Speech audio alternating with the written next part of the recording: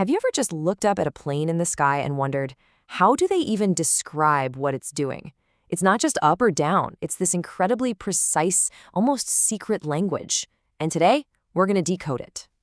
Think about it. How do you even begin to wrap your head around this?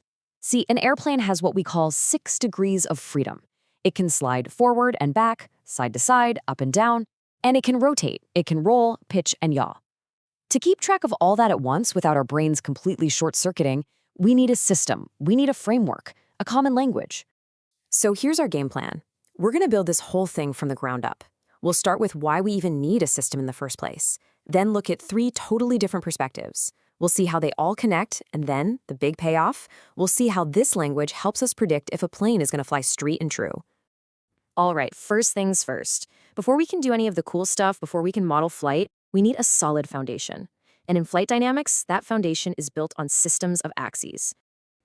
Just imagine the alternative. Without a shared set of rules for what forward or up or roll right actually means, it would be total chaos. The source material really hammers this home, that order and consistency are everything. This isn't just about being tidy with our math, it's literally what makes modern aviation possible. So where do we start? Well, the most logical place is right here, with our feet on the ground.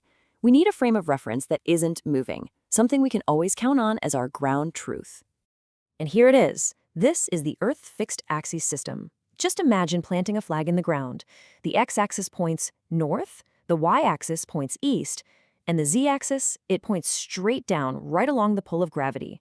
This is our anchor in the sky. Now you're going to see terms like right-handed orthogonal system. Don't let that trip you up. Orthogonal just means all the axes are at perfect 90-degree angles to each other, like the corner of a box. Right-handed is just a convention so everyone's math points the same way. The really interesting bit here is that flat Earth assumption. Now, obviously, the Earth isn't flat, but for analyzing something short-term, like how a plane reacts to a gust of wind over, say, 10 seconds, assuming it's flat simplifies the math like you wouldn't believe. So the takeaway here is that this system is all about the big picture. This is how an air traffic controller's screen makes any sense at all. It's how you plot a flight path from one city to another. It's all about the aircraft's journey, its trajectory over the ground. But what about the pilot? That big picture view doesn't really tell them what's happening right here, right now, relative to the airplane itself. For that, we've got to jump into the cockpit and use a frame that actually moves with the plane. So let's do that. Let's switch our view. These are the body-fixed axes, and they are literally bolted to the aircraft. The x-axis points straight out the nose, the y-axis points out the right wing, and the z-axis points down through the floor of the cabin. No matter how the plane twists or turns, those axes go with it. This is the pilot's world. This is their reality. When they pull back on the stick, they're commanding a rotation around that y-axis. When they kick the rudder pedals, they're making the plane yaw around the z-axis. Every single control input, every instrument on the dash, it's all tied to this personal, onboard perspective. And this system is absolutely essential for understanding the forces and moments, the pushes and twists, acting directly on the airframe. It's the point of view of the plane itself. And maybe most importantly, it's the perspective the autopilot uses. To the computer flying the plane, this is reality. Okay, so we've got the ground view, and we've got the pilot's view. But there's one more perspective. It's a little more subtle, but it is absolutely critical for understanding the forces of flight. This is the aerodynamicist's view. This is called the wind, or sometimes the stability, axis system. Here's the key difference. Instead of being fixed to the nose of the plane, this system's x-axis always points directly into the oncoming wind. It's aligned with the direction the plane is actually moving through the air mass. Okay, let's break this down because it's super important. In the body axes we just talked about, forward is always where the nose is pointing. Simple. But in the wind axes, forward is the direction the air is coming from. So as the plane's angle of attack, that's the angle between the nose and the wind, changes, the wind axes actually rotate relative to the body axes. So why on earth does this matter? Because lift and drag, the 2 most important aerodynamic forces, are defined relative to the wind, not relative to the nose of the plane. Using this system makes calculating those forces way, way easier. Right, so we have 3 different ways of looking at the exact same airplane at the exact same time. We have the ground view, the pilot's view, and the wind's view. How in the world do we translate between them? Well, this is where the real magic happens.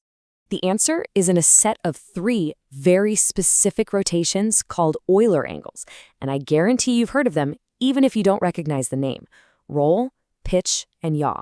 These 3 angles are the mathematical key. They are the Rosetta Stone that lets us translate the aircraft's orientation from its own perspective back to the Earth's perspective and vice versa. And the order is absolutely crucial. To get from the Earth's frame to the aircraft's frame, you have to follow a sequence. First, you yaw the aircraft to the right heading. Then, from there, you pitch the nose up or down. And finally, you roll the wings to the desired bank angle. Yaw, pitch, roll. That exact sequence can describe any possible orientation of the aircraft in 3D space. It's pretty amazing. So now that we have this powerful language, what can we actually do with it? Well, we can use it to ask one of the single most important questions in all of aviation. Is this aircraft stable? So let's just look at what stability means. On the left, a gust of wind hits a stable airplane. Yeah, it gets bumped off course, it oscillates a little bit, but it naturally wants to return to where it started. Now look at the right. That same gust hits an unstable plane, and the disturbance just gets worse and worse and worse. It flies further and further away from its original path. Obviously, we want the one on the left. So how do we predict that? Well, this graph right here is the secret. Using our axis systems, engineers can plot the pitching moment, that's the twisting force that makes the nose go up or down, against the angle of attack. And here's the key. For a stable aircraft, that line has to have a negative slope. What does that mean in plain English?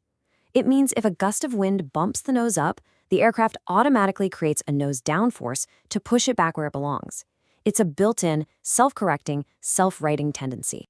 And that really brings us full circle. As M.B. Cook, the author of our source text, puts it so well, you'll get the same answer in the end no matter which system you use. The physics don't change. But choosing the right system for the job at hand, it makes the analysis 1,000,000 times easier. So if you take one thing away from this, let it be this. There's no single right axis system. There's only the right tool for the right job. Earth axes for the big picture, body axes for the pilot and the autopilot, and wind axes for the aerodynamics. They're all just different dialects in this incredible shared language of flight dynamics that makes safe, predictable air travel a reality for all of us. So, we've learned the grammar. We've learned the vocabulary of flight. So what's the next step? Well, it's to start writing sentences, the fundamental equations of motion that perfectly describe exactly how an aircraft moves through the sky. But that's a story for another time.